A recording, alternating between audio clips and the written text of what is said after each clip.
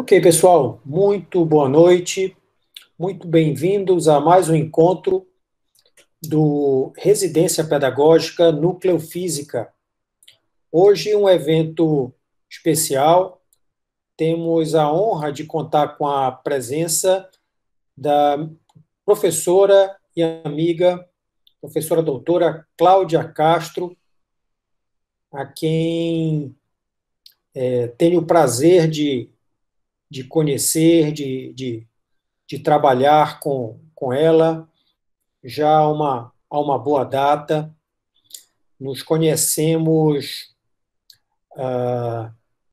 por intermédio da minha atuação profissional no curso de Física Ambiental na Universidade, naquela época ainda, a Universidade Federal do Pará, o campus de Santarém, campus Tapajós, e de lá daquele momento, lá pelos seus idos de 2005, 2006, conheci a professora Cláudia, cujo trabalho admiro profundamente.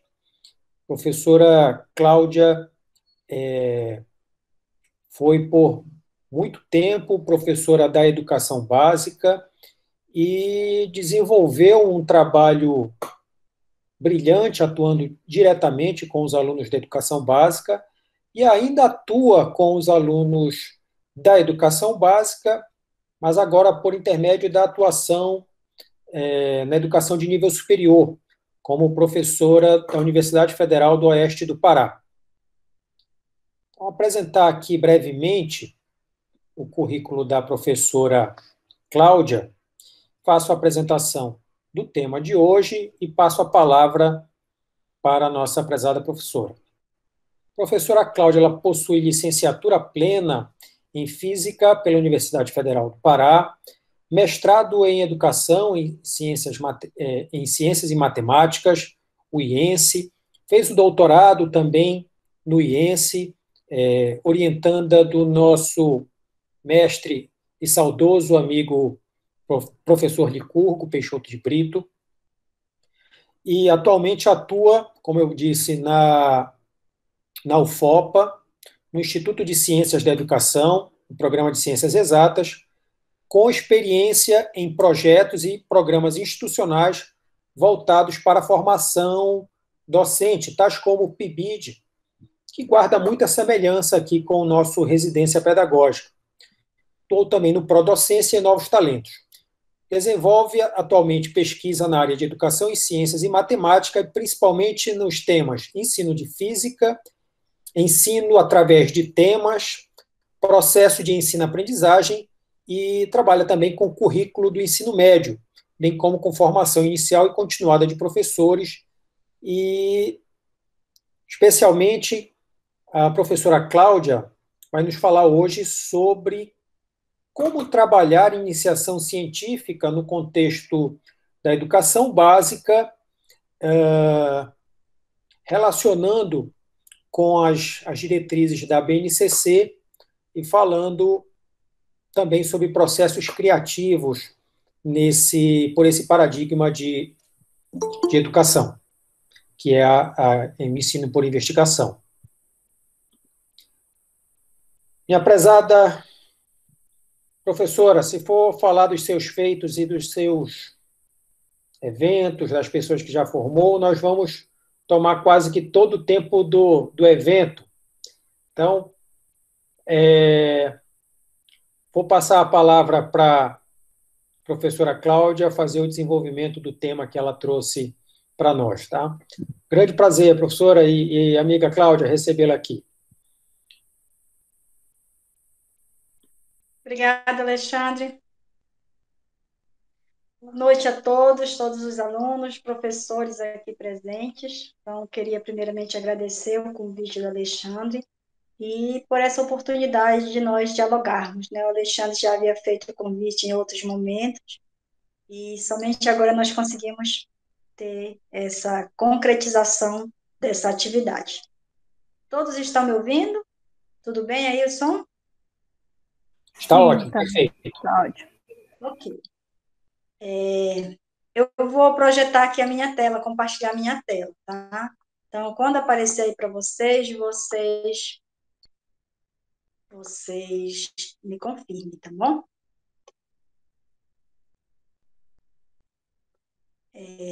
Vocês encaminharam um questionário, as respostas, né, o relatório de um questionário que eu havia solicitado sobre as perguntas de vocês, e eu não consegui, assim, analisar o suficiente, como eu gostaria, tá?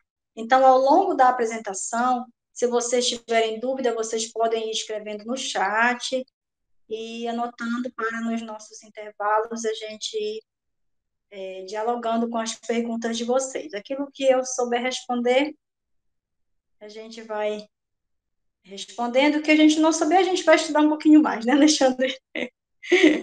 Perfeito. Então, atualmente, né, como eu trabalho aqui na UFOPA, como o Alexandre já apresentou, e atuo também no mestrado profissional em ensino de física, tá? E em outros programas como colaborador, tá? Então, esse é o título da nossa apresentação, Investigação Científica e Processos Criativos na BNCC. Esperamos conseguir contemplar a solicitação do colega Alexandre e a expectativa dos alunos. Então, esse é o pequeno roteiro da nossa apresentação, tá? Na verdade, eu separei a apresentação para não ficar muito longo no mesmo arquivo, até porque eu também estou com um problema aqui para projetar, está muito lento. Eu separei um arquivo onde eu vou apresentar uma prática e essa apresentação onde eu vou trazer os elementos mais para o debate, tá bom? E depois a gente vai ter uma complementação com uma apresentação só focada na prática. Então, assim, o Alexandre já me apresentou, mas eu tinha colocado um item de uma breve apresentação. Eu quero falar um pouco sobre a visão panorâmica do trabalho que a gente desenvolve aqui para situar a temática da nossa apresentação dentro dessa discussão, tá? Que é a iniciação científica na BNCC, processo de busca, e a criatividade e processo criativo como elemento da implementação da BNCC do ensino médio. E vamos falar um pouco sobre as experiências em pesquisa e desenvolvimento, que é a outra apresentação que eu mencionei. Eu queria, Alexandre, desligar a câmera, porque pode travar o fato de eu estar ligada à câmera. Tem algum problema ou vocês preferem que eu Não, mantenha, nenhum, fica à vontade.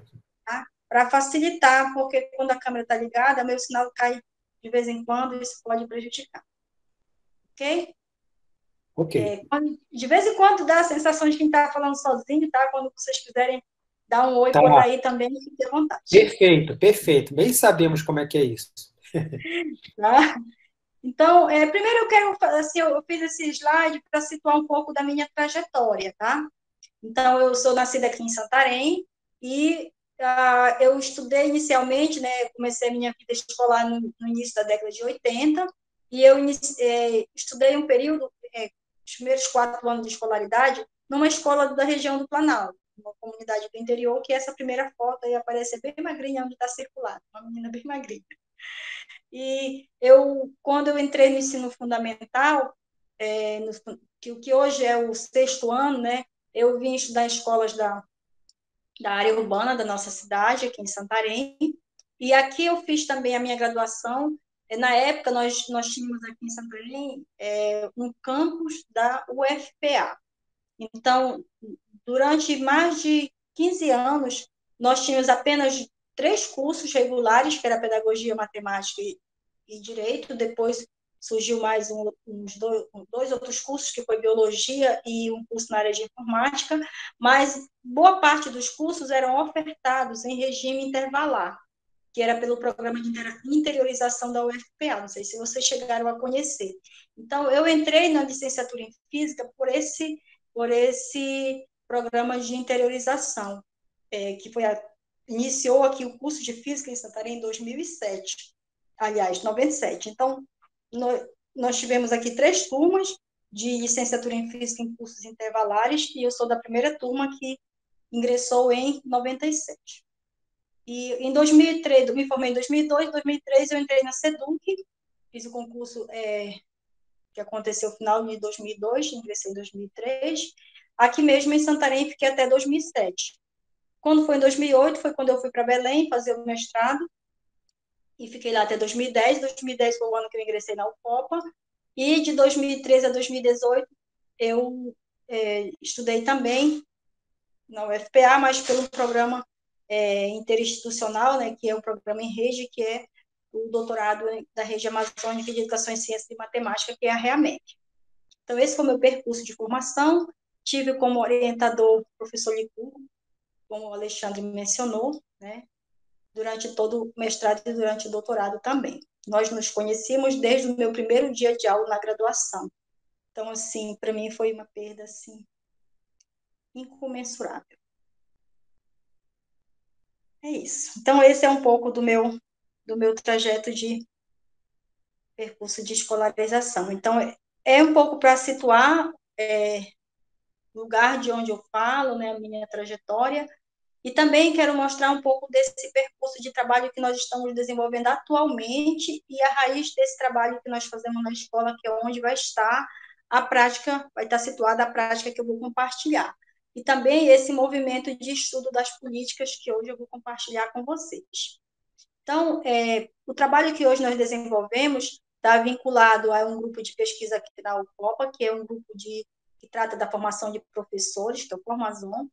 Nós desenvolvemos um projeto que é formação científica de professores e estudantes da educação básica em comunidades colaborativas, e nós trabalhamos dentro dessas 4 dimensões aí. Então, a gente busca desenvolver uma proposta integrada de formação científica que envolve professores e alunos. Nós trabalhamos com a formação contínua em contexto. O que é isso? São práticas de formação que acontece vinculada ao contexto da escola. Então, é um projeto de extensão, na verdade, ele é pesquisa, ensino e extensão, um projeto integrado, mas que não é aquela extensão onde a gente pensa os modelos da formação desvinculado da escola. A gente desenvolve tudo numa construção em parceria com a escola, e as ações, elas acontecem, a grande maioria delas lá na própria escola. Nesse período da pandemia, nós estamos com atividades online, por causa dessa questão do isolamento. Mas a gente manteve o vínculo com as escolas durante todo esse período de suspensão das atividades. Não estávamos com atividade diretamente com os alunos durante um período, mas nós mantivemos a maior parte das ações com os professores. Então, nós temos como uma das metas desenvolver o que nós chamamos de colaboração universidade-escola e o desenvolvimento dessas comunidades colaborativas para a formação científica.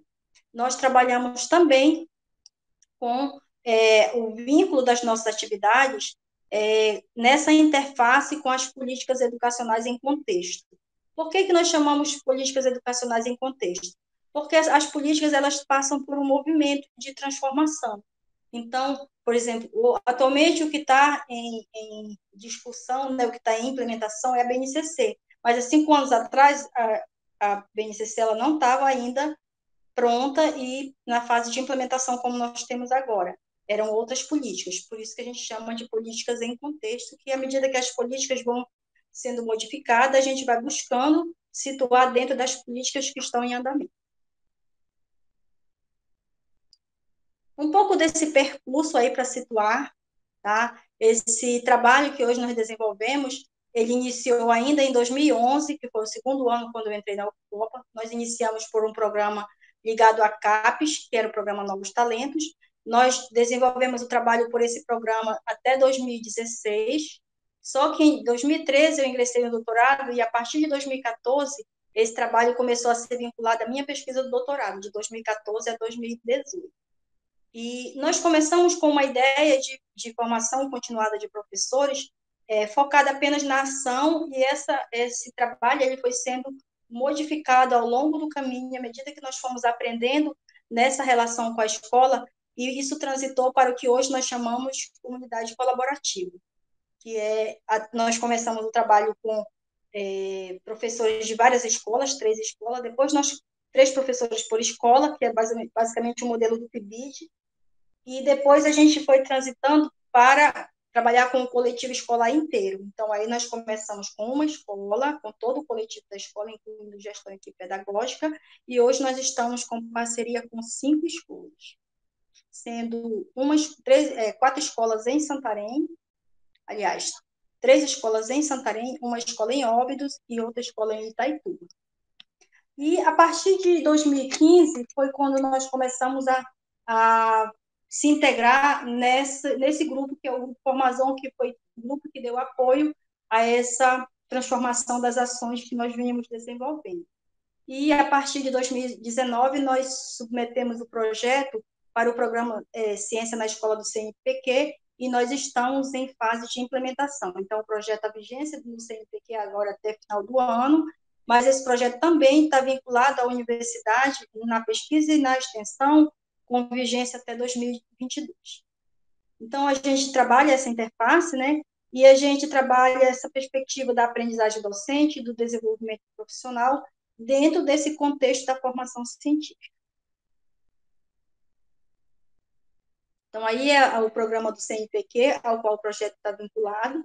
Tá? É um programa que ele envolve as Olimpíadas Nacionais de Ciências, envolve cursos de especialização. Tá? Então, tem toda uma estrutura esse programa e lá dentro do CNPq. Aí aqui dentro, se vocês observarem nessa figura que está do lado esquerdo, aí aparece como a proposta de aprimoramento dentro desse programa. O que esse programa visa? Né? Ele visa o aprimoramento do ensino de ciência na educação básica por meio do ensino por investigação, por meio de projetos mão na massa, busca atingir essa abrangência maior, né? Você levar essa proposta para diversas comunidades, diversos.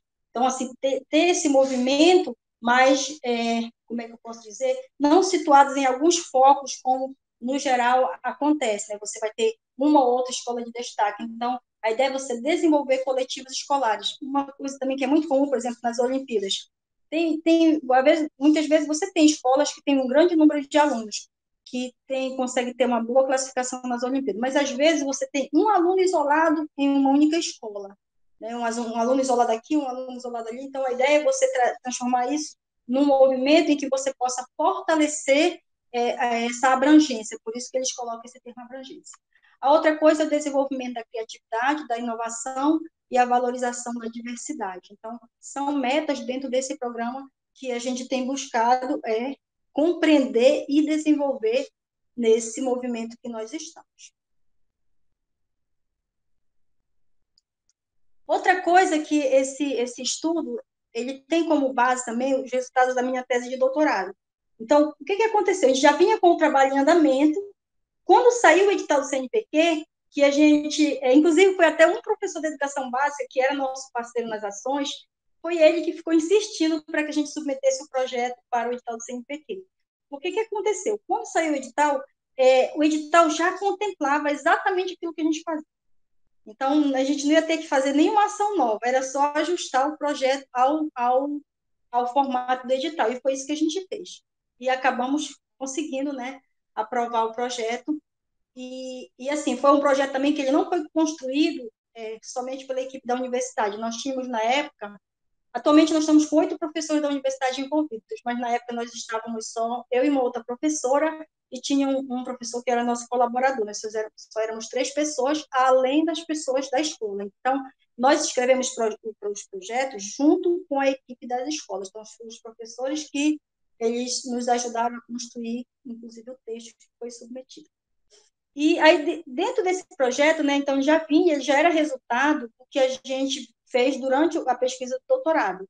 E dentro da pesquisa do doutorado, nós trabalhamos o desenvolvimento dessa relação universidade-escola.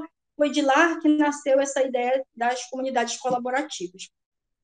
Então, nós identificamos na pesquisa que nós desenvolvemos durante a tese, alguns elementos que nós consideramos como elementos chaves para desenvolver a relação da universidade com a escola e a gente construir esse processo de formação científica no âmbito desse modelo das comunidades. E aí, os elementos que nós identificamos na pesquisa foram esses, né? O elemento da transformação, o elemento da inovação, que tem relação com aspectos da criatividade, a dimensão axiológica, que são a formação de valores, e o elemento continuidade, que é essa perspectiva cíclica do modelo de relação entre a universidade e a escola, nessa perspectiva da formação contínua em contexto, como nós elencamos na tese. Então, vem de um resultado também de uma pesquisa de doutorado, o trabalho que a gente desenvolveu. Tá? Tem outros elementos que são constituintes dessa relação, que é onde vai estar situadas as políticas, que esse é o motivo pelo qual a gente foi estudando as políticas para a implementação das práticas. Então, a gente vai começar falando sobre a investigação científica, depois nós vamos tratar um pouco dos processos criativos, situando dentro do documento da BNCC. Então, olha só, primeiro eu queria situar que a gente já vinha fazendo esse estudo, incluindo os elementos da iniciação científica ou da investigação científica em documentos anteriores à BNCC. Então, eu comecei a me identificar, ou sentir a necessidade de estudo desses documentos, ainda em virtude dos projetos iniciais que nós tínhamos lá desde 2011. Em 2012, eu tive contato em uma das escolas que a gente desenvolveu, que tinha professores participantes, com o programa ProEmi, né? O professor que está conosco deve ter ouvido já falar desse programa.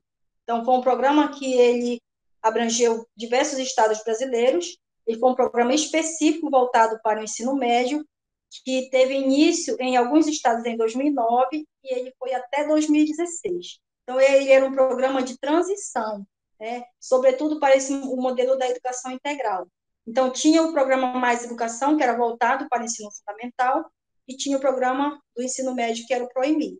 Então, aí, nesse período, eu fui estudando vários documentos, né? Tinha as Diretrizes Nacionais do Ensino Médio, que foi um documento de 2012, tinha a matriz do Enem, né, que já vinha desde 98 com algumas reformulações, então eu fiz o estudo da matriz do Enem de 2015. Tinha alguns documentos que são os parâmetros nacionais do ensino médio também de 2015, e teve uns documentos que foram os cadernos de formação de professores, que foi de um programa de formação também, que ele foi desenvolvido em 2014 e 2015. Muitos desses programas, né, por exemplo, assim, no estado do Pará, a gente sempre fica no estado meio crítico, né? Então, parte desses programas e desses documentos, eles tiveram uma força, uma implementação muito mais efetiva em outros estados brasileiros. Aqui no estado do Pará, principalmente esse programa de formação, foi um programa que foi desenvolvido de maneira muito incipiente, tá? Então, o que eu busquei, o que eu estudei em termos de categorias conceituais dentro desses documentos, tá? Primeiro, sobre a organização curricular, tá? O que hoje tem aí de implementação do ensino médio, isso veio de vários outros documentos de transição, sobretudo esse programa ProEmi e esse programa de formação de professores. Por exemplo, a discussão sobre organização curricular, sobre integração curricular, atividades integradoras, que hoje na BNCC aparece como projetos integradores, a iniciação científica, princípios do educar pela pesquisa, e isso já estava presente nesses documentos. E lá já estava prevista a construção de planos de reestruturação curricular e dos projetos, né? Então, muito do que hoje se tem o discurso de que é algo muito novo na BNCC, na verdade, não é tão novo assim. Então, esse movimento já vem. Agora, a questão é que, muitas vezes, esses documentos, essas políticas, elas não são devidamente conhecidas no contexto escolar. Então, muitas vezes, quando chega um momento, porque essas políticas, elas são, eu diria, anteriormente, elas tinham um caráter opcional. E com a BNCC, isso começa a ter um outro caráter de obrigatoriedade que muitas dessas políticas anteriores não tinham. Então, é só para situar. E aí, dentro dessa perspectiva dos documentos da BNCC, deixa eu ver, tá invertido, era esse slide que eu queria mostrar. Então, o que nós temos? Né? Nós tínhamos esse movimento que vinha anteriormente, sobretudo do ensino médio, esse caminhar para a política de educação integral, que deu suporte a esse movimento. Nós temos uma quebra em 2016, com uma mudança assim, meio brusca em termos de gestão desse processo de mudança, temos. E, assim, um ponto fora da curva. Né? Você tinha toda uma equipe que estava trabalhando nesse movimento, teve todo o processo da escuta, e, de repente, essa equipe é desfeita, e vem todo outro movimento, o documento passa por uma reformulação bem significativa, mas existiu um movimento anterior. Então, a BNCC ela vem nesse cenário, né, de transição. E a gente vinha já trabalhando com os projetos de investigação nas escolas, com a organização de feira de ciência, e todo documento da política não somente a BNCC, mas os outros. Quando o documento chega na escola, o que acontece? Você tem uma realidade dentro da escola, você tem sujeitos que já têm as suas práticas, aquilo que já é característico de cada escola. Então, toda vez quando chega um documento novo, dependendo como esse coletivo da escola lida com esse documento, você vai ter alguns movimentos de resistência, alguns movimentos de compreensão, de lacunas, coisas desse tipo. Tá? Mas, no geral, o que esse documento traz eram coisas que já estavam em outros documentos, mesmo que dispersos. Né? Por exemplo, a gente conhecia bastante as competências e habilidades lá da matriz do Enem, mas na BNCC aparece tudo muito sistematizado. Né? A discussão sobre a formação científica já vinha também de outros documentos. Na BNCC vai aparecer muito forte a categoria letramento, né? Letramento científico. Dentro desse documento, é um documento que norteia alguns aspectos, como o direcionamento para o que ensinar, essa organização em áreas de conhecimento e que já vinha de outros documentos também, tá? É importante que você compreenda essas categorias que aparecem no documento como orientação sobre para que ensinar e também tem elementos sobre como ensinar, tá? Por mais que muitas vezes isso seja tratado de maneira mais implícita, tá? Então, é importante que a gente faça essa articulação entre o conteúdo desses documentos e aquilo que vem desse contexto das práticas na escola. Tem um artigo, não sei se você já tem essa leitura, que é um artigo da Cicerone, de 2018, que ela vai trazer a discussão sobre o ensino por investigação, onde ela faz uma análise da BNCC, onde ela vai discutir as práticas científicas e as práticas epistêmicas a partir das habilidades da área de ciência da natureza dentro do documento. Então, é um texto importante que dá para você se situar na maneira como esses aspectos da formação científica estão presentes nos documentos. Uma outra coisa também, nesses estudos dos documentos, uma outra coisa que eu fui aprendendo ao longo do tempo, que todo documento das políticas, eles têm teorias implícitas, e que é muito importante que a gente tenha apropriação dos documentos e que a gente busque esse aprofundamento por meio das teorias implícitas que norteiam o discurso que está ali presente, a perspectiva de formação, as possibilidades pedagógicas. Então, esses são elementos que é importante que a gente busque nesses documentos, a partir deles. Né? Então, é buscar leituras que te ajudem a compreender o que está no documento, que é uma das coisas que, no primeiro plano, né, a formação de professores para lidar com esses documentos ela é muito falha, e no segundo plano, muito do que acontece no âmbito da formação não sai desse âmbito do documento em si. Né? Por exemplo, domínio sobre currículo, tem vários outros domínios que muitas vezes não são trabalhados no âmbito da formação continuada. Tá? E é desse panorama que a gente continua o trabalho que a gente já vinha desenvolvendo no âmbito dos projetos e dos eventos científicos escolares, que era o trabalho que a gente já vinha fazendo antes da existência da implementação da BNCC. Eu vou voltar um pouco no slide anterior, que é onde está esses documentos. Então, isso aqui é um conjunto isso aqui são os documentos legais, tá? Não é os documentos de aprofundamento teórico prático que eu comentei anteriormente, mas são documentos que eles orientam a implementação da BNCC. Alguns são mais focados no ensino médio. Então, você vai ter o documento da base, tá? Tem o próprio documento da base, tem as diretrizes curriculares, tá? Que são o documento que ele é uma espécie de documento que normatiza, que são as diretrizes. Foi lançado também uma sequência de documentos que explicam sobre a estruturação do novo ensino médio. Esse guia de implementação, são os referenciais curriculares, tem esse programa de apoio, porque envolve as escolas que desenvolvem os projetos pilotos, eles recebem recurso para a implementação dos seus projetos pilotos. Existem algumas categorias novas dentro da proposta do novo ensino médio. Uma delas é projeto de vida, tá?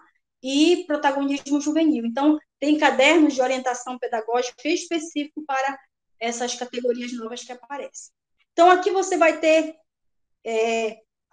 dentro dessas categorias, vai ter competências e habilidades de área, que eram coisas que já tinham anteriormente, tá? Mas que ganha um novo sentido, ganha um novo, como é que eu posso dizer, um novo destaque dentro desse documento e algumas reformulações. Aparece a categoria eixos estruturantes, que é dentro dessa categoria que a gente vai ver a investigação científica, o protagonismo juvenil e o projeto de vida, como eu já mencionei.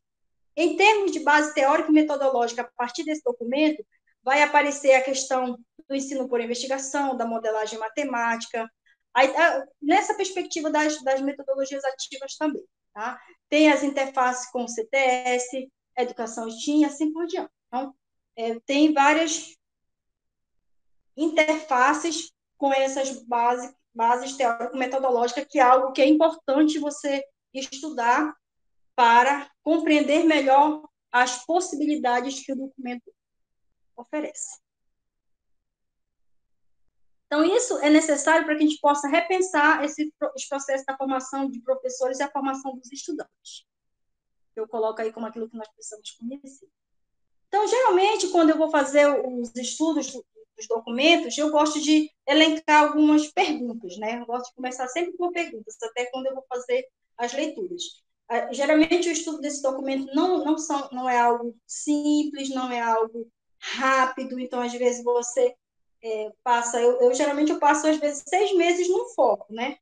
Estudo, organizo ideias e depois você vai acrescentando outros focos, não é um trabalho rápido, né? Por exemplo, da BNCC nós estamos aí com 1 ano e meio já de estudo, organizando algumas coisas para trazer para dentro da formação de professores. Então, algumas coisas aí, algumas questões que têm norteado, que nós temos estudado da BNCC. O que a BNCC propõe em termos da investigação científica na educação básica, de que modo a investigação científica está expressa na estrutura da proposta pelo documento para o novo modelo de ensino médio, como a investigação científica está presente nas competências e habilidades nas diferentes áreas de conhecimento, que possibilidade de propostas integradas de atividade de ensino com base na investigação científica ou projetos de investigação podem ser construídos a partir do que é proposto na BNCC, em que consistem os processos criativos a que se refere o documento da BNCC e como desenvolver a criatividade dos estudos. Essas últimas questões aí, com relação à criatividade, isso foi algo assim que eu fui me deparando ao longo da leitura do documento e que ficaram aquelas grandes interrogações. Que muitas vezes fica isso. Para muitos professores, quando leem o documento, pergunta que fica: como eu vou fazer isso? Como eu vou conseguir que os alunos cheguem nisso? Então, essas perguntas, essas coisas também produzem inquietação na gente, e mais ainda porque nós estamos lidando com a formação de professores. E quando vem, né, as cobranças sobre a formação de professores, a gente sempre fica, eu digo assim, em cima do muro, levando pedrada dos dois lados. Eu sempre uso essa expressão, né? Porque a gente, como formador de professor na universidade, a gente também é muito alvo eu pelo menos me sinto incomodada com o discurso de que tudo é culpa dos professores, né? A gente sabe que existe todo um contexto, mas a gente tem que se esforçar para fazer a nossa parte, cada um no lugar em que nós estamos.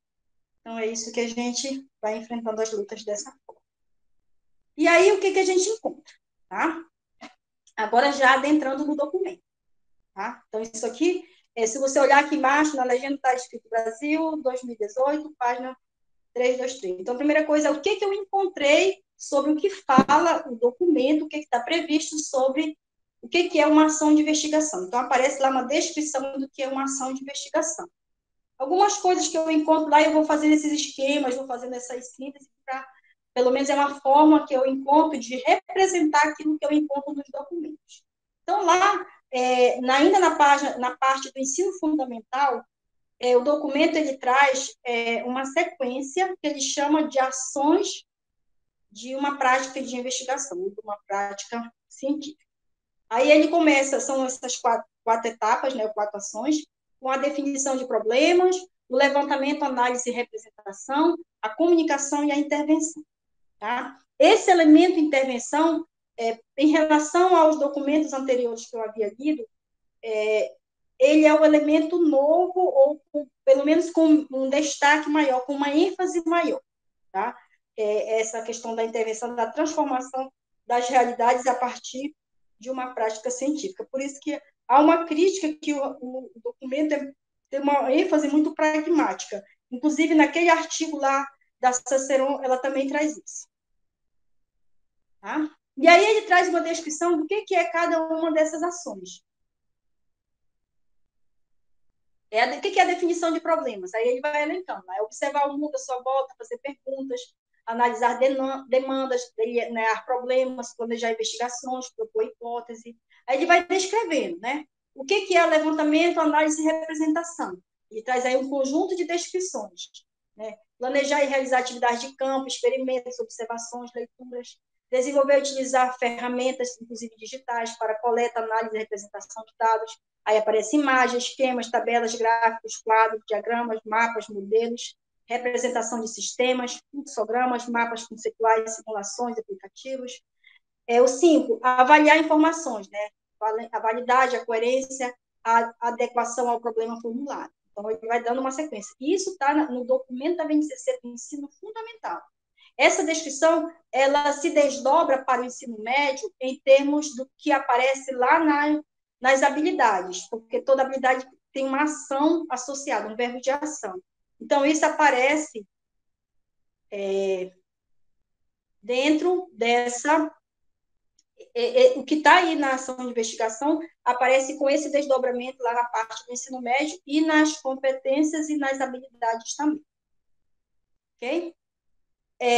Continuando, levantamento, análise e representação. Elaborar explicações, modelos, associar explicações e modelos à evolução histórica dos conhecimentos científicos envolvidos, selecionar e construir argumentos com base em evidências, modelos e conhecimento científico, aprimorar seus saberes e incorporar gradualmente de modo significativo o conhecimento científico, desenvolver soluções para problemas cotidianos, usando diferentes ferramentas, inclusive digitais. A parte de desenvolver soluções está relacionada com aquela, também com aspectos relacionados à construção de intervenção que vai vir posteriormente. No item D, tá? C, não é D, tá? Que é a parte da comunicação, né? Que é onde você vai comunicar os resultados da investigação realizada. Organizar e extrapolar conclusões, relatar informação de forma oral, escrita e multimodal, apresentar de forma sistemática dados e resultados de investigação, participar de discussões de caráter científico com colegas, professores, familiares, comunidade em geral, considerar contra-argumentos para rever processos investigativos e conclusões. E depois tem a parte da intervenção, tá? Que é implementar soluções e avaliar sua eficácia para resolver problemas cotidianos e desenvolver ações de intervenção para melhorar a qualidade de vida individual, coletiva e socioambiental.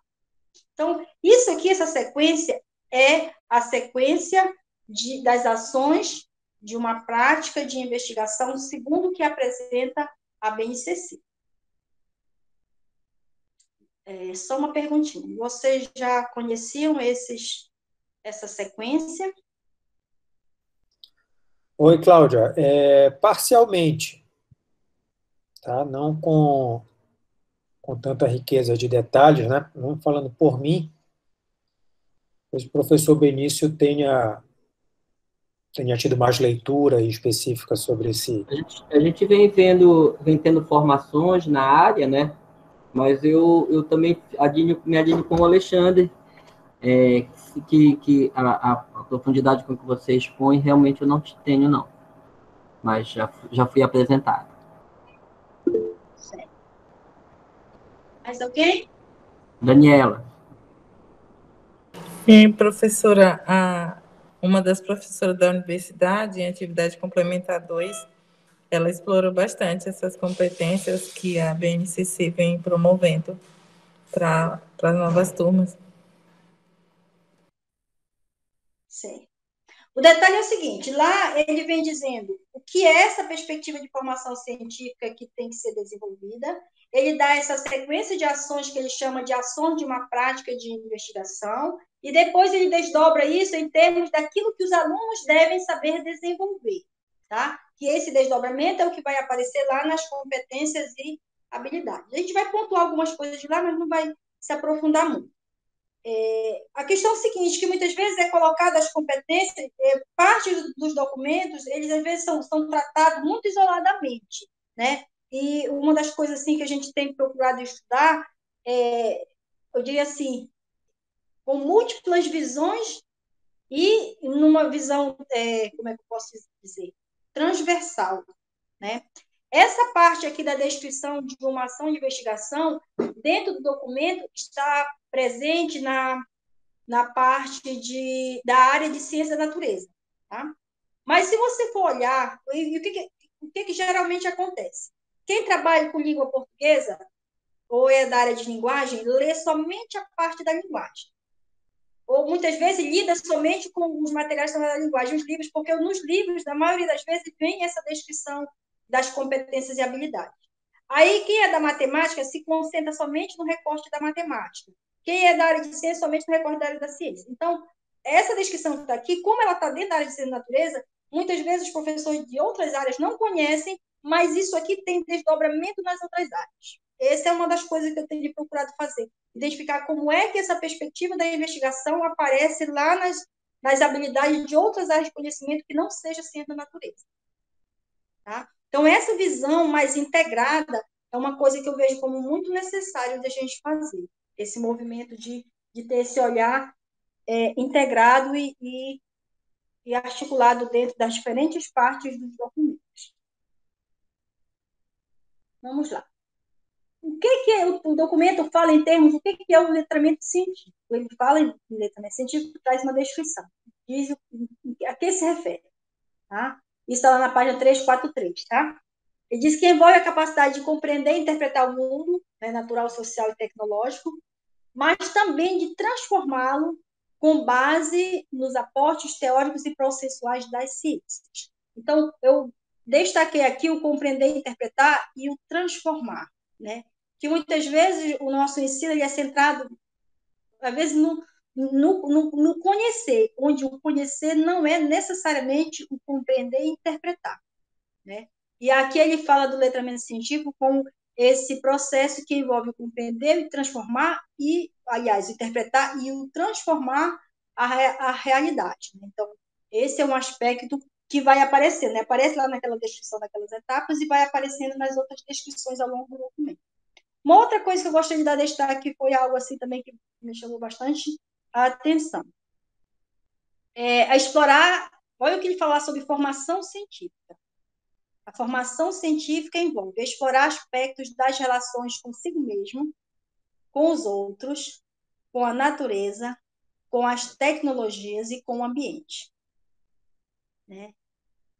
Ter consciência dos valores éticos e políticos envolvidos nessas relações. Cada vez mais atuar socialmente com respeito, responsabilidade, solidariedade, cooperação e repúdio à discriminação. Então, a formação científica ela vai muito além do que geralmente era colocado em documentos anteriores de uma perspectiva mais restrita. Para quem domina, por exemplo, uma coisa também que eu vejo que ajuda a gente a compreender o olhar, a compreensão que nós temos do documento, à medida que a gente avança nesses aportes teóricos que dão suporte ao discurso que está posto, a gente começa a enxergar várias relações. Por exemplo, para quem tem um domínio da abordagem CTS, você vai encontrar nesse recorte aí o que pressupõe a abordagem CTS, que é a formação de valores. Né? Para quem tem leitura da abordagem CTS, você percebe isso. Então, é muito mais do que a relação com o conteúdo científico nessa relação com a natureza, com as tecnologias, com o ambiente, como geralmente é colocado, mas envolve outros tipos de relação. Isso também está relacionado com outras dimensões que estão presentes no documento, como essa questão socioemocional, né? Que é uma outra dimensão que está relacionada com a formação do sujeito, que vai para além do conhecimento científico em si. Querem comentar? Tem bastante coisa, Cláudia, para comentar, mas acho mais interessante dar andamento, para a gente depois comentar em cima. Tem muita coisa. Agora, passando para algo mais específico do ensino médio, nessa estrutura, né, você vai ter um desdobramento do ensino médio no que eles chamam de duas etapas. Né? Na verdade, não são etapas subsequentes, podem ser concomitantes, né? Mas o ensino médio, ele é... Inclusive, essa figura aqui, eu coloco essa figura, mas eu tenho uma crítica a essa figura. Essa expressão BNCC aqui, eu não concordo que seja isso aqui, tá? Mas vamos lá. No geral, é apresentado assim, que o novo ensino médio ele está estruturado em torno do que é a BNCC e o que é o que eles chamam de itinerários formativos. Então, você tinha, anteriormente, o ensino médio organizado em torno de áreas e componentes curriculares, mas voltado para uma perspectiva de formação geral básica. E agora ele tem um desdobramento no que eles chamam de itinerário formativo. Em termos daquilo que os alunos devem, que precisa ser desenvolvido nesse processo da formação dos alunos. Vai ter as competências gerais da educação básica, que são 10, e vai ter as habilidades por área de conhecimento. Sendo que vai aparecer aqui na parte dos itinerários formativos uma outra área que eles chamam de formação técnica e profissional, que é um aspecto significativo, diferente do que nós tínhamos no modelo anterior. Tá? E a gente vai mostrar um pouco como é que aparece a questão da investigação científica nessa parte que eles chamam de BNCC, que eu acho mais adequado chamar formação geral básica, e como é que aparece nos itinerários formativos. Tudo bem? Então, olha só. Primeiro, em termos das competências, eu vou analisar aqui nas competências, eu vou mostrar um pouco aqui nas habilidades diárias, tá?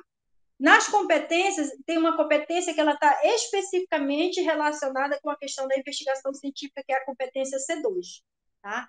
Que envolve aí a questão da curiosidade intelectual.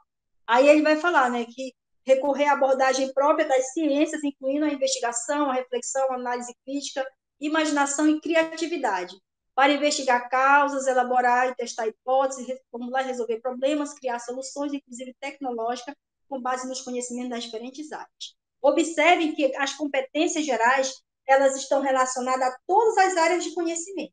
Elas não se referem apenas às áreas de ciência da natureza, mas todas as áreas de conhecimento, elas têm que contemplar essas competências gerais. Aí é que eu digo para vocês que aquela descrição que aparece no ensino fundamental somente para a área de ciência da natureza, aquela ação de investigação, ela deveria ser colocada de uma perspectiva mais ampla para todas as áreas de conhecimento, tal como são colocadas as competências gerais. Essa é uma crítica que eu faço ao documento. Tá? Porque para quem compreende aquelas ações lá que estão postas, quando vem aqui para as competências gerais ou para as habilidades, vai situar muito facilmente onde está presente habilidades relacionadas à formação científica, diferente daquele professor que leu somente a sua parte da sua área de conhecimento, sendo que está presente em todos. Então, o que vai acontecer? Essa competência é uma competência geral, tá? E ela vai se desdobrar dentro das áreas de conhecimento em termos das habilidades. Tá? Eu vou usar aqui um exemplo, né? Não vou gastar o tempo para explicar o que é competência, mas eu vou usar um exemplo. Eu sei que, como alguns já falaram aí, vocês já tiveram contato com várias outras atividades que envolvem a questão das competências e habilidades. Inclusive, para quem ainda não tem conhecimento, eu não sei se o Alexandre já fez o convite, mas o Jorge Castro é uma das pessoas assim com quem eu mais aprendi sobre os documentos das políticas, inclusive BNCC. Então, aí eu coloco a sugestão para discutir competências e habilidades e até mesmo esses desdobramentos, que o Jorge é uma excelente referência. E eu gosto sempre de usar... Diga, Alexandre. Não, excelente, Cláudia. Já está aceito, né? Inclusive, nós participamos de um evento promovido pela equipe de Química, tá? Foi uma falha minha não ter feito um convite mais estendido, mas vamos ter oportunidade, inclusive, para chamar o George pelo núcleo de física. Vai ser um prazer, realmente, uma grande ideia. E ele está fazendo análise da BNCC a partir da luz da abordagem CTS, né? Então, ele tem muita leitura dos dois lados, das duas interfaces. Uma importante contribuição para vocês, né? Então, boa parte do que eu tenho aprendido, principalmente de estudar os documentos, eu aprendi com o George também. Tá? Inclusive, ele foi nosso colaborador nas nossas ações desde 2015. Ele trouxe bastante contribuições para o nosso trabalho. Mas, voltando. tá? Vou dar aqui um exemplo um exemplo, assim, o exemplo que eu assino embaixo, tá? Foi eu que inventei esse exemplo para explicar a diferença entre competências e habilidades, tá? Então, o que vai acontecer? Você vai ter as competências, eu vou voltar naquela figura lá, tá? Tem as competências gerais, tá vendo? São 10 competências. Aquela que eu mostrei é a competência C2, é uma delas. Quando você vem aqui para as áreas de conhecimento, você vai ter competências específicas da linguagem, você vai ter competências específicas da matemática, competências específicas de ciência da natureza, competências específicas de ciências humanas. Depois você vai ter embaixo as habilidades, tá? Eu diria assim que são níveis de domínios, são domínios diferentes, né? Um domínio mais amplo e domínios mais básicos. Aí eu vou usar o seguinte exemplo, tá? Imagine você que fazer uma roupa é uma competência. Você sabe fazer uma roupa? Você sabe fazer uma calça, um paletó? Uma competência, tá? As habilidades associadas ao fazer uma roupa.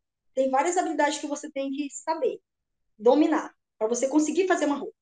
Por exemplo, quem sabe pregar um botão, ele tem a habilidade de pegar um botão, mas ele não tem a competência para fazer um paletó. Não necessariamente, né?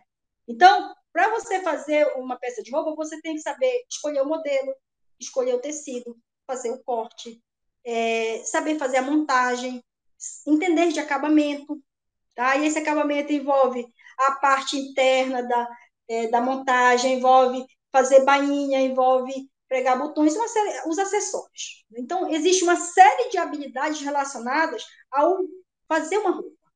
Então, eu poderia dizer que fazer a roupa é a competência, é o domínio mais geral, tá? E esses detalhes menores que levam àquela competência são as habilidades. Faz sentido isso? Perfeito, Cláudia. Excelente, excelente exemplo. Fica muito, muito claro, não resta sombra de dúvida. Então, vai ter, da mesma forma que vai ter competências relacionadas ao fazer uma roupa, ao dirigir, você pode usar várias coisas como competências mais gerais. E vai ter competências específicas, tá? No caso de fabricação de roupa, vou usar aqui um exemplo de competência específica. Existem pessoas que elas só sabem fabricar roupas de banho, tá? Uma competência específica relacionada à fabricação de roupas de banho, né? Um outro caso, existem pessoas que elas fabricam somente uniformes. Então, há uma competência específica relacionada à fabricação de uniformes. E assim por diante. E para cada competência específica, eu vou ter habilidade. Tá? Seguindo. Então, aqui eu estou numa competência geral, tá? Que é aquela do nível mais superior aqui. Competência geral de educação básica vale para todas as áreas de conhecimento, para todos os níveis de ensino. As competências gerais têm que ser desenvolvidas desde lá dos pequenininhos até lá no ensino médio. Tá? Existem níveis diferentes com que elas são desenvolvidas, que vai estar relacionada a cada série e dentro de cada nível de ensino. Por isso que você vai ter um tipo de habilidade. Eu tenho até um quadro onde eu fiz isso, que vocês vão poder enxergar isso bem direitinho, que eu fiz um quadro de análise da ensino fundamental, depois eu vou mostrar para vocês. Seguindo aqui, tá? Então, se a gente for analisar nas competências gerais, você vai identificar competências específicas relacionadas à investigação científica. Se você for lá para as habilidades, esse quadro aqui dá um panorama melhor. Competências gerais, você vai ter 10 competências. As específicas de área, você vai ter para ciência da natureza 3, para linguagem 7, para matemática 5, para ciências humanas 6. Dentro dessas competências, você vai ter as habilidades. E aí você pode localizar algumas competências e algumas habilidades especificamente relacionadas à investigação científica. Um exemplo aqui, tá? Na ciência da natureza, eu vou só explicar o que foi essa primeira linha que eu coloquei aí. Aqui em cima, você vai ter na ciência da natureza 26 habilidades. Existem habilidades específicas para física, específicas para química, específicas para biologia. Existem habilidades que eu chamo de habilidades integradoras, que envolvem física e química, envolvem física e biologia e que envolvem física, química e biologia. As competências e as habilidades não estão separadas por componente curricular. Você tem que identificar à medida que você vai lendo. Geralmente, nos livros, já aparece lá o indicativo das específicas de cada área. A gente não vai listar aqui para ficar lendo, vamos mostrar alguns exemplos, mas a gente não vai aprofundar nisso aí. Mas o que eu quero chamar a atenção? Que dentro das competências específicas existem competências diretamente ligadas à investigação científica. Um exemplo é a competência C3 de Ciência da Natureza. Ela tem um foco no processo de investigação científica. E ela tem 10 habilidades associadas. Se você for lá na linguagem, a competência C7 está relacionada à investigação científica. E ela tem 4 habilidades. Se você for lá na matemática, a competência C1 está ligada à investigação científica e ela tem 6 habilidades. E assim por diante. Esse quadro aqui ainda não está... Já fui, voltei e não avancei o suficiente. Essa análise ainda não está completa. Isso que eu quero dizer. Mas esse é o movimento que eu tenho feito de ver como é que aquela competência geral que está relacionada à investigação científica se desdobra nas competências específicas de área e se desdobra nas habilidades específicas de área. Isso lá naquela parte da formação geral básica, tá? Lá nos itinerários a gente vai ter uma outra coisa. Fez sentido? Eu estava elogiando aqui no chat, Cláudia, esse quadro está valioso, valioso. Imagina quando ficar pronto. Para mim já está pronto faz tempo. Excelente. A gente costuma focar, se a gente conseguir, nós que somos da física, e ainda mais que agora nós temos essa necessidade de construir integração. Se nós dominarmos bonitinho, pelo menos está aqui em Ciência da Natureza, já é um ganho. De nós conseguirmos, essa competência aqui eu consigo trabalhar dentro de um tema, integrando física, química e biologia para desenvolver as habilidades relacionadas à investigação científica de uma maneira integrada. Se a gente conseguir pelo menos isso, nós já estamos no campo, tá? Que é uma coisa que a gente pouco consegue fazer, né? Se a gente conseguir articular com a linguagem, com a matemática, maravilha, tá? Essa é uma das coisas que eu defendo. Que você vai encontrar similaridade. Diga. Falhou um pouquinho, Cláudia. Pode repetir a frase de necessidade de integração? Tá. Aqui eu expliquei da área de ciência da natureza. Isso. Não, só o finalzinho, tá? Só o finalzinho. Tá. Já. Eu penso assim que dentro do que a gente precisa para a formação científica, o que está lá naquelas ações de uma investigação científica contempla habilidades que estão lá na linguagem, na matemática, na ciência da natureza de maneira integrada. É isso que eu quero dizer. Ah, perfeito. Só que o primeiro exercício é a gente ir lá na outra área de conhecimento e identificar onde estão as competências relacionadas à investigação científica e as habilidades, para a gente ter uma construção mais integrada. Perfeito, tá? fez todo sentido. Porque assim, o que acontece? Os alunos, eles acabam... o professor de língua portuguesa está ensinando uma coisa para ele, digamos, ele está ensinando... vamos lá, não sei o nome direito, mas me ajude. Gêneros textuais. Gêneros textuais. Isso está lá, tá? Lá nos gêneros textuais vai aparecer resumo científico, artigo científico. Não é verdade? Então, esse estudo de gêneros textuais pode ser integrado em um projeto de investigação, não pode? Pode, excelente. Produzir gráficos, né? Elaboração de gráficos lá da matemática. Pode ser usado lá na sistematização dentro de uma prática científica, não pode? Perfeito.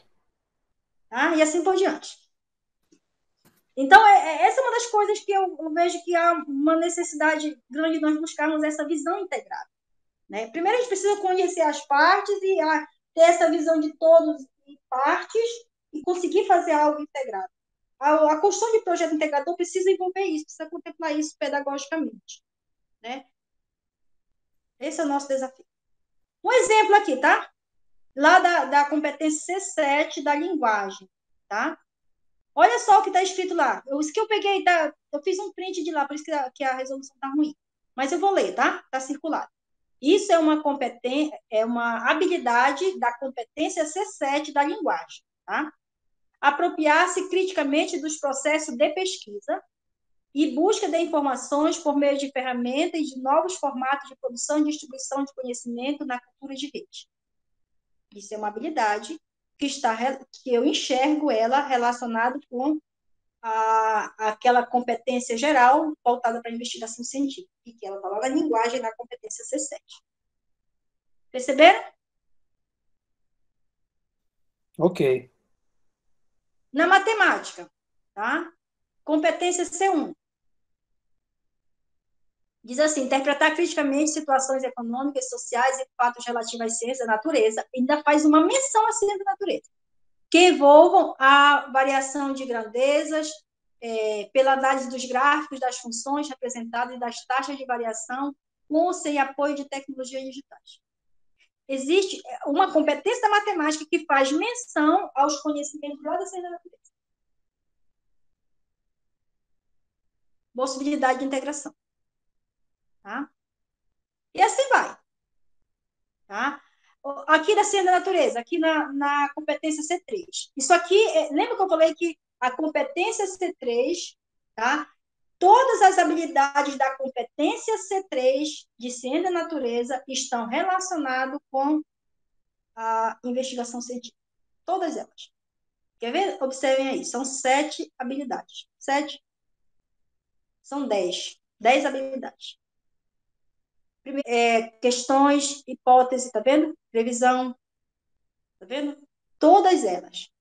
A habilidade 5 aí, tem todo esse código aí, mas eu gosto de dar o 05, que é o último número que aparece lá. Investigar e discutir o uso indevido de conhecimento das ciências da natureza, na justificativa de processo de discriminação, segregação e privação de direitos individuais e coletivos, em diferentes contextos sociais e históricos para promover a equidade e o respeito à diversidade. Olha com o que isso tem relação. Lembra lá da formação de valores que eu mostrei lá na competência C2? Isso aqui é uma habilidade que está relacionada com uma competência que tem relação com a investigação científica e que está relacionada com a formação de valores. Faz sentido, Alexandre? Totalmente, é de ponta a ponta, né? Envolvido. Então... É impressionante como nós, professores, eles, quando nos perguntam, né, como é que você vai... é fácil responder, como é que eu vou colocar um tema relacionado a humanidades dentro do meu contexto, né, da minha aula de física. E esse documento não é só um norte, né, é uma orientação bem concreta de como você, professor de física, pode instrumentalizar, pode tornar mais rico o seu ensino. E talvez até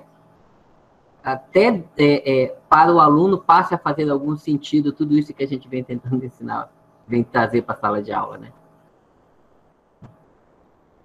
Muito valioso. Tá? Seguindo, tá, Alexandre? São alguns exemplos, tá? Ok. Olha, um exemplo de uma competência que está relacionada especificamente à física. Lembra que eu falei para vocês que tem competência, aliás, tem habilidades que elas são específicas de física, específicas de química, específicas de biologia, tem as que são integradas, física e química, física e biologia, e física, química e biologia. Olha essa 08 aí. Investigar e analisar o funcionamento de equipamentos elétricos ou eletrônicos e sistemas de automação para compreender as tecnologias contemporâneas e avaliar seus impactos sociais, culturais e ambientais. É uma habilidade que ela tem uma relação mais específica com a física, concordam? Perfeitamente. Então, eu chamaria essa de uma habilidade específica da física. É a habilidade do doutorado do Benício, basicamente. Tem. Vamos lá agora para a segunda parte, tá? Verdade. Voltando àquele desenho lá, voltando bem aqui, lembra que nós estávamos falando das competências gerais e aqui as habilidades específicas, e que aqui embaixo tem os itinerários formativos, lembram? Perfeito. Agora nós vamos lá para os itinerários formativos, tá? Aqui. Os itinerários formativos é a parte que a gente vai chamar de a parte flexível, tá? Onde as redes de ensino têm a responsabilidade de construir os processos, as propostas de flexibilização, tá? Que são os itinerários formativos. Então, o ensino médio vai ser formação geral básica, ou formação básica geral, e itinerários formativos. Dentro desse itinerário formativo está previsto 1.200 horas, e dentro dele eles colocam os 4 eixos estruturantes. Nos itinerários formativos, eles devem ser organizados contemplando 4 eixos estruturantes. Quais são esses eixos? Investigação científica, processos criativos, mediação e intervenção sociocultural e empreendedorismo. Esses são os 4 eixos. Tá? E esse itinerário formativo pode ser organizado em forma de projeto, de disciplina, que eles chamam de unidades curriculares, tá? Tá aqui. Existem documentos um daqueles documentos que eu mostrei anteriormente, eles orientam como devem ser construídos os itinerários. Foi de lá que eu tirei isso. Então, pode ter clubes, pode ter observatórios, incubadoras, núcleos de criação artística, uma série de coisas aí. Trazem um monte de possibilidades para que as escolas organizem as unidades curriculares para os itinerários formativos, que é a parte flexível. Tá? E vai aparecer os eixos, tá? Então, o que que nós temos? O que que vai aparecer lá? Então, dentro dos itinerários formativos, tem que contemplar as áreas de conhecimento, tá? E tem que contemplar os eixos estruturantes. Sendo que os eixos estruturantes têm que ser contemplados por todas as áreas de conhecimento. Então, a investigação científica tem que envolver, estar presente não somente na área de natureza, mas em todas as outras áreas. Por isso que vai aparecer lá nas suas competências de outras áreas, nas habilidades das outras áreas. E o que eu observei nesses meus estudos? Essa relação muito próxima entre a investigação científica e os processos criativos. E é a partir disso que nós temos estudado para buscar desenvolver projetos de iniciação científica na escola que contemple esses 2 eixos. Esse é o primeiro desafio. Depois, a gente tentar integrar linguagens de natureza e matemática, que é o meu sonho de professor. Então, compreendendo o que são esses eixos estruturantes, tá? Cada eixo tem uma descrição. Então, esse eixo aqui da investigação científica, ele supõe o aprofundamento de conceitos fundantes das ciências para interpretação de ideias, fenômenos e processos para serem utilizados em procedimentos de investigação, voltados para o enfrentamento de situações cotidianas e demandas locais coletivas, e a proposição de intervenções, que considera a demanda local e a melhoria da qualidade de vida da comunidade. Lembra da intervenção que aparece lá naquelas etapas de uma ação de investigação lá do ensino fundamental? Aqui vai aparecer dentro do eixo estruturante da investigação científica. Então, lá eles estão dizendo, apresentando de uma forma, no ensino fundamental, no ensino médio, eles trazem os desdobramentos. Quais são esses desdobramentos? Nas competências, nas habilidades, nos eixos estruturantes que eu estou mostrando. Entenderam isso? Perfeito, Cláudia. Tá? Eu sei que ainda essas coisas assim, não foi rápido assim para eu. É como se você estivesse montando um quebra-cabeça, entende? Você vai ler e volta. É como se você estivesse montando um quebra-cabeça. Então, eu sei que ainda não está suficientemente claro. Eu quero escrever um artigo sobre isso, mas eu não me sinto à vontade ainda. Tá? Mas vamos lá. Processo criativo, que é o que mais tem me mobilizado. Supõe o uso e o aprofundamento do conhecimento científico na construção e criação de experimentos, modelos, protótipos para a criação de processos ou produtos que atendam a demandas para a resolução de problemas identificados na sociedade. Então, não é só o que você desenvolve dentro de uma prática de investigação tem que convergir para o processo criativo. Tá? É isso que ele está dizendo. Que lá vai aparecer no ensino fundamental, lá na parte naquela última etapa da intervenção. A intervenção lá tem uma similaridade com o processo criativo que aparece aqui no ensino médio. É como se fosse a mesma coisa dita de maneira diferente para contextos diferentes. O contexto do ensino fundamental e o contexto do ensino médio. Ok, isso aí? Perfeito. Sim. Dentro de cada eixo, tem um dos documentos que apresenta isso aqui. Essas coisas também eu fui montando quebra-cabeça em diferentes documentos. Tem coisas que eu encontrei no documento, tem coisas que eu não encontrei no outro. Tem um documento que ele traz essa caracterização e orientação para os eixos. Cada eixo ele traz uma ênfase, uma justificativa, o objetivo e o foco pedagógico. Depois eu vou mostrar uns quadros sobre isso que nós montamos. Tá? Então, o que eu pude observar? Tá? Isso aqui são conclusões minhas, tá? Que dentro do itinerário formativo, a partir dessa organização em unidades curriculares, você tem, por exemplo, como é que eu trabalho o eixo? Esse eixo da investigação científica vai estar relacionado com competências e habilidades dentro da área, e isso vai compor o itinerário formativo e as unidades curriculares. As unidades curriculares precisam ser pensadas em função dessas relações. Mesma coisa vai acontecer para os processos criativos. Tá? Tem uma das escolas que eu estou desenvolvendo um trabalho em parceria, que nós estamos no desafio de construirmos um itinerário formativo que, a partir da investigação científica, estamos tentando organizar em termos de unidades curriculares. Nós estamos desenvolvendo isso como parte do projeto de extensão, tá? Esse exercício. Você está estudando para tentar implementar isso nessa construção. E aí eu quero mostrar um pouco dos quadros que a gente vai organizando sobre isso aí, tá? Quero mostrar aqui uns quadros que a gente tem feito o exercício de... São vários quadros. Eu vou mostrar primeiro o dos itinerários. Deixa eu ver aqui. Tá. Esse aqui, primeiro esse quadro. Esses quadros, tem uma bolsista que trabalha comigo, que a gente faz essas leituras, e ela é bem sistemática na leitura dos documentos. Aí eu vou dando as ideias para ela construindo os quadros, e ela vai montando esses quadros para a gente. Esse quadro aqui é o quadro descritivo dos eixos estruturantes. Então, para o eixo da investigação científica e do processo criativo, para todos eles, né? Na verdade, aqui tem todos os eixos, tem até o empreendedorismo está aqui nesse quadro. Mas qual o detalhe? Que para cada um dos eixos eu tenho objetivo e foco pedagógico. Aqui tem a descrição do que tem que ser contemplado no foco pedagógico de cada um deles. Tá? Alexandre, depois eu posso disponibilizar esses quadros para vocês, tá?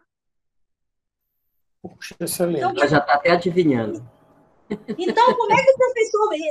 Assim, primeira coisa, no meu entendimento, por mais que o professor domine metodologias ativas, conhecer isso aqui é base para o processo de... Eu digo para mim, eu fiquei muito preocupada quando eu comecei a ler sobre criatividade. Meu Deus do céu, como é que eu vou ensinar o meu aluno a ser criativo? Isso aí me incomodou tremendamente. Por isso que eu tenho estudado essas coisas. Né? E aí, esse exercício de conhecer o documento na íntegra, de sistematizar na forma de quadros, depois fazer um planejamento. Eu estou aqui planejando um projeto de investigação para ser desenvolvido com os alunos. Eu vou lá e busco, não, aqui eu consigo contemplar o que está aqui nessa habilidade, o que está aqui nesse eixo, e assim por diante, a gente começa a enxergar as coisas. Tá? Outro detalhe. Isso aqui é um documento que traz maior detalhamento lá dos itinerários formativos em termos das habilidades específicas associadas aos eixos. O que eu quero dizer? Tem competência geral, competência específica de área, habilidade específica de área, formação geral básica. Lá nos itinerários formativos, eu vou ter habilidades associadas aos eixos estruturantes. Entenderam isso? De onde é esse... Isso aqui é de um documento, que vou voltar lá no início do documento para você ver. Referenciais curriculares para a elaboração do itinerário formativo. É um documento complementar à BNCC. Tá. Tá? Ok, excelente. Então, lá tem aquela descrição do foco pedagógico, dos objetivos, e tem as habilidades específicas. Olha só aqui, olha. Aqui eu tenho, cada eixo estruturante, eu tenho 3 habilidades. Essas 3 habilidades têm que ser desenvolvidas em todas as áreas de conhecimento. 3, tá vendo?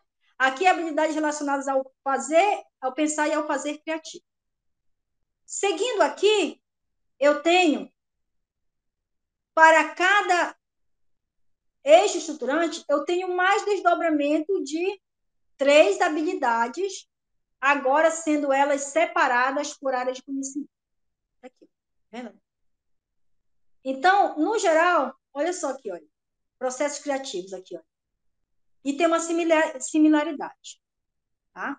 Lá o de investigação científica aqui é de processo criativo, que dá para trabalhar junto, tá? Outro detalhe, então, o que eu vou ter? Para cada área de conhecimento, no itinerário formativo, eu tenho 6 habilidades para desenvolver. 3 aqui, específica por área, e as 3 gerais. Ok? Ok. Tá? Então, era isso que eu queria mostrar. Tem um quadro aqui também, descritivo, do ensino fundamental que eu fiz, que é da área de ciência da natureza. Tá? Aqui eu coloquei os pressupostos, aqui eu peguei o detalhamento da ação de investigação, as competências, e eu fiz a descrição das habilidades distribuídas em cada unidade temática e por série, tá vendo? Olha, fiz todinho por série, considere os objetos de conhecimento e depois as habilidades, todinhos, até o 9º ano, eu fiz tudinho. Tá? Então, esse quadro aqui, você tem a visão do todo. Olha só o problema, o professor que trabalha só no 7º ano, ele só conhece a caixinha do 7º ano, todo mundo conhece. Ele não tem a visão do todo. Então, esses quadros ajudam a ter a visão do todo. Tá? Então, aqui está todo o ensino fundamental da área de ciências. Tudo detalhado aí. Nós fizemos outros relacionados a... Deixa eu ver. Não está aqui. Nós fizemos do ensino médio de todas as áreas de conhecimento, as competências e as habilidades, o desdobramento. Aquele quadro lá que você gostou, Alexandre, eu montei primeiro esses quadros aqui, área por área. Aí, competência por competência, habilidade por habilidade, para poder analisar quais eram as relacionadas à investigação científica. E eu criei modelos de quadro para isso, para analisar. Deixa eu só ver se eu consigo localizar. Está bem aqui, olha. Que eu chamei de formulário de análise de competências. Está vendo aí, olha? Esse aqui é de ciência da natureza, está vendo? Agora sim, isso. Cláudia, muito bom. Eu fiz para todas as áreas, esses quadros. Tá? Já tem um outro doutorado aí, né, Cláudia? Olha, na verdade, eu acho que eu quero já organizar minhas coisas para o pós-doc já ter tudo isso encaminhado, né? Por isso que eu estou organizando tudo, sistematizando, né? Quem sabe isso não vai vir no pós-doc. E ela já desenvolveu essas ferramentas. Eu atuo também na educação profissionalizante. Fico imaginando a aplicação dessas ferramentas para a formação do técnico, né, do específico da área. O Alexandre também para a formação do engenheiro, né, Alexandre? Exato. Poxa. Fazer aqui um espelho com as novas diretrizes curriculares da engenharia e as ferramentas que a Cláudia vem desenvolvendo. Muito valioso, muito bom. Aí, Alexandre, assim, cabe... Olha, eu vou parar por aqui. Já são 8h30. Né? Já estamos um pouquinho avançados na hora. Mas, assim, eu sugiro que nós tenhamos um outro momento para fazer o aprofundamento teórico-metodológico sobre criatividade de processos criativos, tá? Eu estou estudando ainda, tá? Inclusive, Alexandre, eu já incluí, eu estou agora no mestrado com aquela disciplina de fundamentos teóricos de ensino-aprendizagem, e eu já incluí a criatividade como tema de estudo. Tem teorias de aprendizagem que discutem a criatividade. Excelente, Cláudia. E aqui... Diga. Não, o convite já foi, como é que se diz, a ideia já foi incorporada, tá? Por unanimidade. Pensar aí para breve, a ver principalmente a tua agenda, tá? Mas é interessante não manter um intervalo muito grande e fazermos uma pauta, né? Porque nós temos algumas iniciativas interessantes, né, acontecendo no PRP, e esse trabalho ele é muito valioso para orientar, né, dar um novo gás, e temos que aproveitar essa oportunidade para dar alguns direcionamentos no sentido metodológico, no sentido de como fazer, se apropriar mais do referencial teórico, tá? Certo. Muito valioso mesmo. Aí aqui eu tenho algumas sugestões, né, de estudo, mas assim, isso aqui é uma coisa que eu quero deixar para um momento que a gente vai discutir somente criatividade, tá?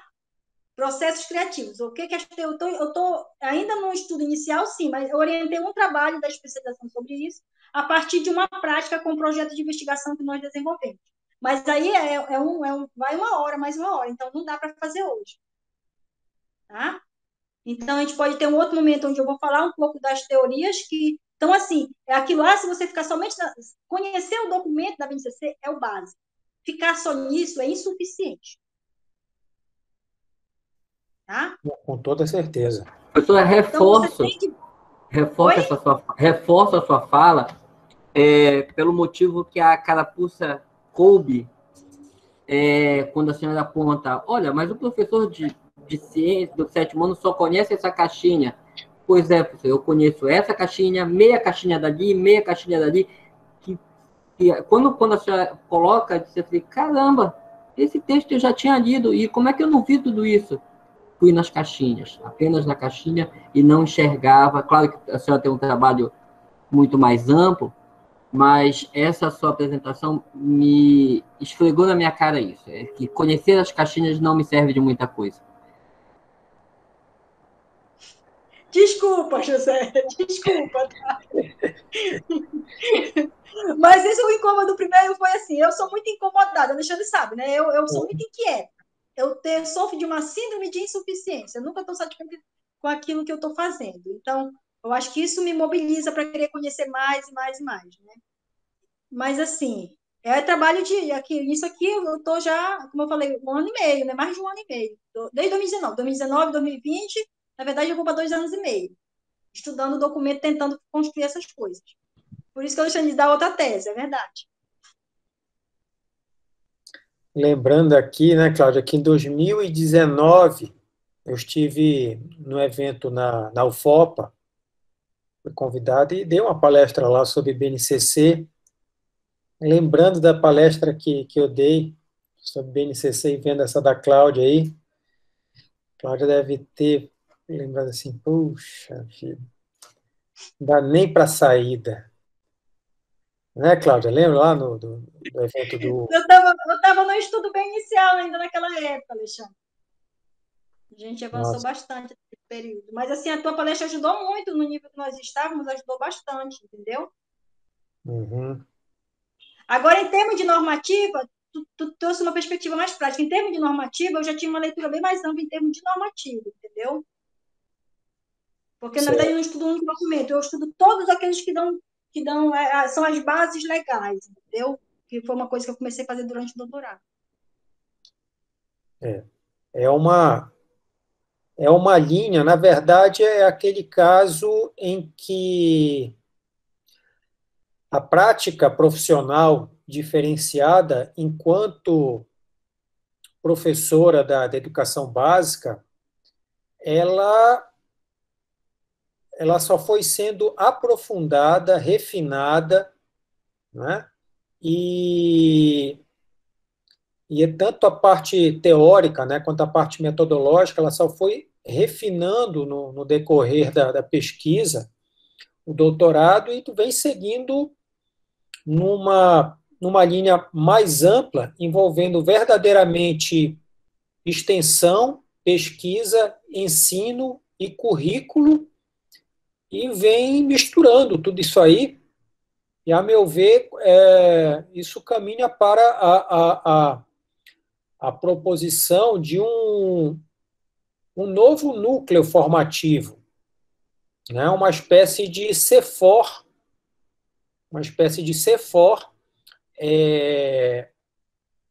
na linha de investigação científica. A propósito, Cláudio, eu tenho assim, muitas perguntas na cabeça, né? Mas a interação aí com Secretaria de Educação, essa perspectiva aí de formação continuada, né, para professores, isso vai ganhando corpo, vai entrando mais gente. Como é que tá essas conversações aí? Vocês já estão pensando em estruturar um projeto? Olha, nós começamos, a ideia no ano que vem de formar para um programa, né? Agora sim, Alexandre, vamos lá. Nós começamos com uma equipe de poucas pessoas, 6 pessoas. Hoje nós temos 23 pessoas envolvidas no trabalho, tá? Temos alunos de doutorado em educação, alunos de mestrado, alunos de graduação, professores da área de tecnologia, da física e da pedagogia. Eu ainda não me sinto ainda confortável com várias coisas que precisam amadurecer. Então, eu sempre digo assim que a gente quer caminhar com botas de chumbo para aprender a dar passos firmes, lentos e firmes. Né? Esse é um grande problema das políticas, elas são muito vulneráveis. Então, nós temos que... Eu acho que essa foi uma das grandes lições que eu aprendi com o Licurgo, que às vezes é melhor você dar um passo lento e firme do que um passo apressado e tropeçar. Então, isso aqui é projeto para 15 anos. Estou até me aposentar. Então, vai chegar o momento. Eu já ministrei algumas atividades de formação pela URI, convidada, já ministrei uma atividade na jornada pedagógica deles. Eu fiz uma formação para 200 professores no final de 2019. E esse ano, o pessoal da CEMED me procuraram, eu fiz uma live. A CEMED, eles estão com uma formação, um ciclo de formação virtual. Eu ministrei uma formação esse ano na CEMED para professores da rede, acho que tinha uns 300 professores. Entendeu? A gente já foi procurado já. Agora, assim, eu ainda não me sinto preparada para tudo isso, entende? E, assim, em termos institucionais, o apoio institucional que a gente tem é pouquíssimo, entende? Isso dificulta demais o trabalho da gente, porque a gente não tem um apoio institucional devido. É um trabalho que não tem, apesar de que há todo, mas não, institucionalmente, não há o reconhecimento desse trabalho. Entende? Essa foi uma das grandes dificuldades que eu tive na UFOP, e que, inclusive, assim, me entristeceu muito, né? Porque eu sou daqui, estudei a vida inteira em função de você conseguir trazer uma contribuição, e, de repente, essas coisas vão desestimulando a gente. E a gente tem que enfrentar isso. E, assim, para mim, assim, a perda de curso é extremamente dolorosa por várias coisas. Mas, assim, nós tínhamos plano, nós temos um livro em andamento, entendeu? Já com o percurso desse trabalho. Nós lançamos um livro e tem um outro que estava em andamento. Várias coisas assim que a gente tinha juntos. Ele continuou sendo colaborador dos projetos depois que eu terminei o doutorado e a gente não conseguiu concretizar. Então, isso é muito doloroso. Né? Pela pessoa, por tudo, entende? Eu perdi muito o estímulo, está sendo muito difícil, assim, mas todos os dias eu tenho que dizer que a gente vai conseguir. Entende? Mas foi muito doloroso, porque ele nos inspirava para o que a gente faz. Muito. Nos inspirava muito. Tá? É verdade, Cláudia. O senso de inspiração, de legado, né, que ele deixou é um negócio assim que eu nunca tinha vivenciado tão de perto, assim, um negócio de fato Aí eu sempre digo que eu estou uma maior abandonada, tá? Estou precisando ser adotada, tá? Então, quem quiser me adotar, eu estou aí precisando ser adotada, tá? Desculpa, Alexandre. Não, mas é isso mesmo, é inevitável, né? Mexe com muita coisa, né? Todo esse trajeto, eu sei bem como é que foi, imagino como está sendo, né? Cláudia, assim, muitos elogios no chat, né? A gente aqui dando os parabéns, trabalho incrível, muito bom, excelente trabalho, endosso o próximo encontro. Essa apresentação esclareceu muita coisa que não compreendia, concordo com você, Regina, muito boa apresentação. Realmente, Cláudia, é excepcional, né? Então, aqueles elogios que eu fiz lá no início, né? Fica bem claro que não foram gratuitos, não é meu hábito ficar jogando purpurina, assim, de graça. A professora Cláudia é daquelas professoras que, se ela resolve fazer a feira de ciências sozinha na escola, ela vai fazer a feira de ciências sozinha na escola, como fez várias, né? E aí, ela chamou mais algumas andorinhas, né? E dá para ver que o trabalho frutificou, né? Maravilhoso.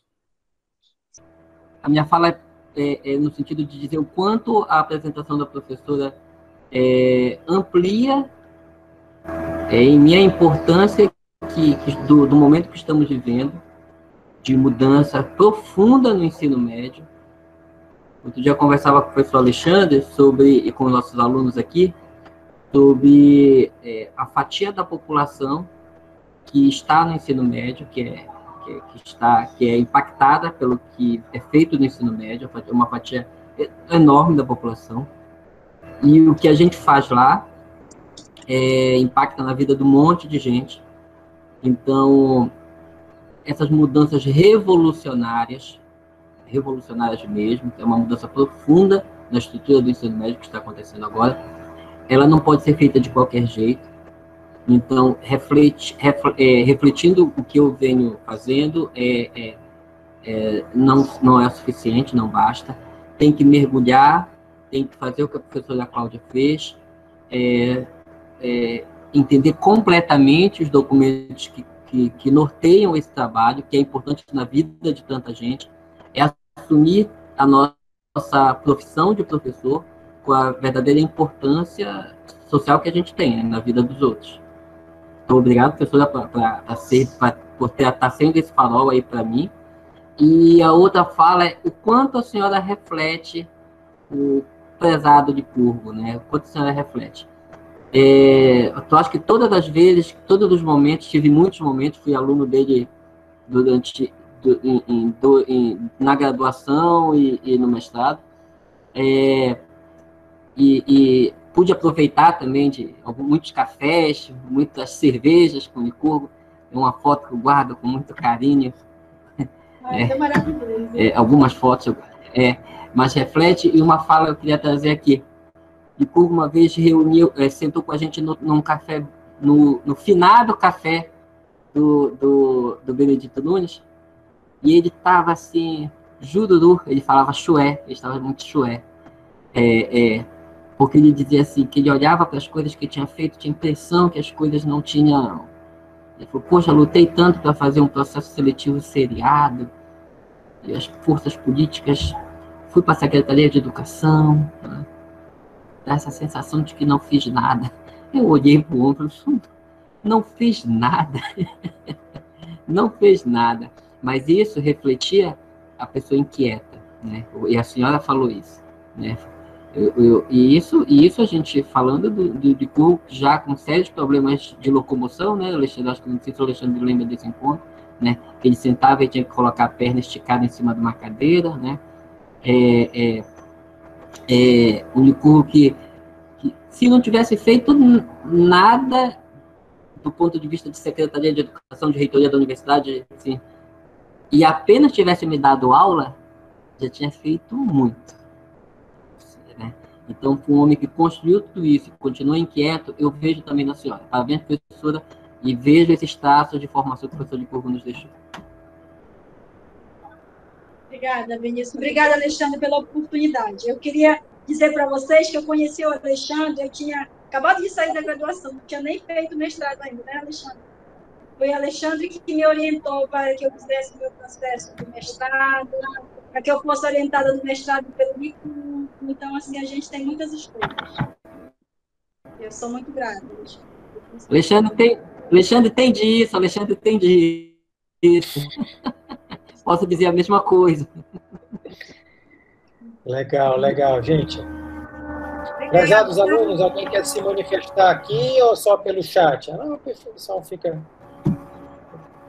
Olha, me mande as perguntas com mais antecedência, tá? Eu gosto de trabalhar as perguntas de vocês, tá? Então, se a gente não conseguir contemplar agora, culpa do Benito.